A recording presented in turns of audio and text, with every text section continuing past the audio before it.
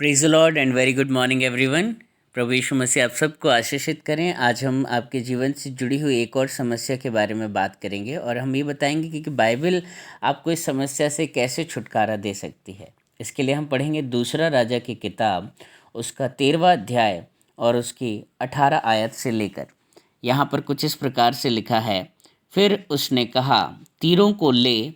और जब उसने उन्हें लिया तब उसने इज़राइल के राजा से कहा, भूमि पर मार। तब वह 3 बार मारकर ठहर गया। इससे परमेश्वर के जन ने उस पर क्रोधित होकर कहा, तुझे तो 5-6 बार मारना चाहिए था। ऐसा करने से तू अराम को और अराम की सेना को यहाँ तक मारता कि उनका अंत कर डालता, परंतु अब तू उन्हें 3 ही बार मार सकेगा। हम देखते हैं कि यहाँ पर योआश राजा जो है, जब अराम की सेना से डर कर एलीशा के पास जाता है। एलीशा जो कि परमेश्वर का एक भविष्यवक्ता और परमेश्वर का जन है, वो उसको उस अराम की सेना से बचने के लिए, छुटकारे के लिए परमेश्वर की ओर से मिले एक संदेश को बताता है। वो कहता है कि अपने तीरों को ले और इन तीरों को भूमि पर मार। लेकिन वो उस राजा को ये नहीं बताता है कि इन तीरों को कितनी बार मारना है। वो देखना चाहता है कि ये कितनी बार प्रयास करता है।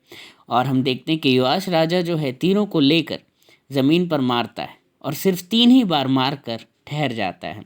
इससे जो परमेश्वर का जन है वो क्रोधित होता है कि तुझे कम से कम 5 से 6 बार तो मारना ही चाहिए था। तूने जो ये प्रयास किया, ये प्रयास संपूर्ण नहीं है, ये प्रयास काफ़ी नहीं है।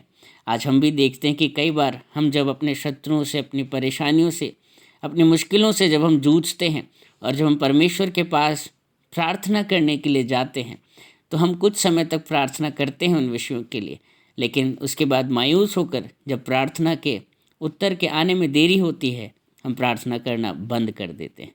काश हम थोड़ी और देर तक प्रार्थना करते रहते तो शायद हमारा छुटकारा हमारे दरवाजे पर ही था। लेकिन वो छुटकारा हमारे दरवाजे पर आने से पहले ही हमने अपनी प्रार्थनाएं बंद कर दी। परमेश्वर की ओर से छुटकारे का वो जो आदेश है, वो उसके मुंह से निकलने से पहले ही हमने अपनी प्रार्थनाएं बंद कर दी। और परमेश्वर भी इसको देखकर मायूस होता है कि काश ये कुछ और देर तक प्रार्थना करता तो इसका छुटकारा तो इसके दरवाजे पर ही था, है ना। वो उसने क्या किया, राजा ने सिर्फ 3 बार मारकर ठहर गया। लेकिन परमेश्वर का जन कहता है तुझे कम से कम 5 से 6 बार मारना चाहिए था। आज हम भी जब प्रार्थना करते हैं, वचन कहता है मांगोगे तो मिलेगा। लेकिन हम कुछ देर तक मांगते हैं, उसके बाद जब उत्तर नहीं आता, मायूस होकर हम मांगना छोड़ देते हैं।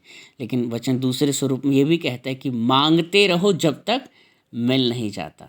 हम देखते हैं जब एलिया ने, है ना, एलिया प्रभु के दास ने बारिश के लिए जब प्रार्थना करी, तो पहली बार प्रार्थना करी, उसके बाद अपने चेले को भेजा, बोलता जाकर देखो बारिश का कोई बादल तुम्हें दिखाई दे रहा है। तो उसके दास ने कहा नहीं प्रभु, नहीं दिखाई दे रहा है। दूसरी बार नहीं दिखाई दे रहा है, तीसरी बार नहीं दिखाई दे रहा है। इस पर एलिया रुका नहीं। चौथी बार, 5वीं बार, 6वीं बार और 7वीं बार उसका दास कहता है, हाँ प्रभु, मुझे एक मुट्ठी सा, एक बड़ा सा बादल बारिश का जो है वो आकाश में दिखाई दे रहा है। और तब एलिया जान जाता है कि मेरे प्रभु ने मेरी प्रार्थना को सुन लिया है और 7वीं बार में ये उत्तर आ गया है। तो आज आप भी प्रार्थनाओं को जारी रखें, शिथिल ना हो। चाहे परेशानियां ऐसी कितनी भी लगें कि अब कुछ ठीक नहीं हो सकता, आप प्रार्थनाओं को कभी भी रोके नहीं। लगातार प्रार्थना में लगे रहें, परमेश्वर का वचन ही कहता है।